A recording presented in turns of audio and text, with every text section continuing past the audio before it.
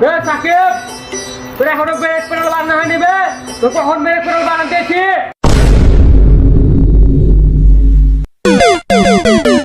গালি দিবা না বলে দিচ্ছি, গালি দিবা না। খালি কাকা বলে ছেড়ে তোমাকে আমি গালি দিবা না বলে দিলাম। ইরিশ সালা, আমি কখন গাড়ি দিলাম? সাকিব, ব্রেক প্যাডেল রেডি করে, ব্রেক প্যাডেল তাড়াতাড়ি মারতে হবে, তাড়াতাড়ি। আবার গালি দিচ্ছে একবারে, একবার ছিঁড়ে ফেলবো গালি দিলে।